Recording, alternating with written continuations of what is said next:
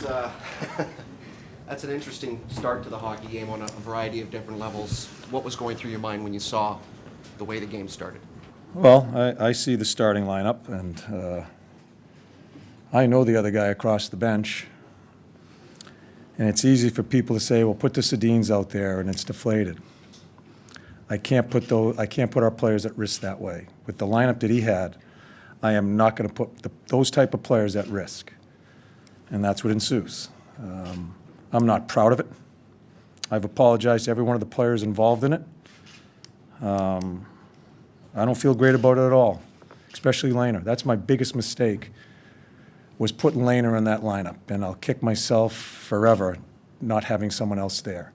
But I'd do the same thing again if it came that way, because I cannot put anybody else out there not knowing what's going to happen and knowing the other guy across from me. How do you think your players responded?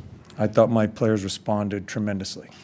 And listen, we're not – it shouldn't be in the game, that stuff. I don't want it in the game, but I have to protect my team too. And so all the pundits and all the people pissing and moaning about it, and they don't have a clue what a locker room is about. And they don't understand the whole circumstance involved in that type of situation. And I'll answer the question to Joey. I'm not going to talk about it anymore. That's what went through my mind in that type of situation. John, are you concerned at all about any kind of supplemental discipline for going into the Calgary hallway? I have no idea what's going to happen. Can you just explain what you were? No, I'm not speaking on that, Elliot. No, I'm not. I'm not going to go there. Does that cross a line? I'm not going to go there. Please don't push me here. I'll answer your questions. I've tried to be as honest as possible with that, but I'm not going to go into the other stuff. What did you think of the game once your team had to play catch-up hockey, and specifically, what did you think of your four remaining defensemen? Yeah, they played their ass off, and we found a way to win. It was an ugly situation with not many players playing. Fourth game in 6 nights for us.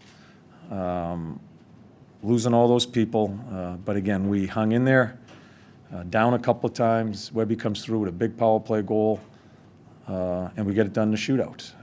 So I'm happy. Obviously, the most important thing are the 2 points. And I just talked to the boys.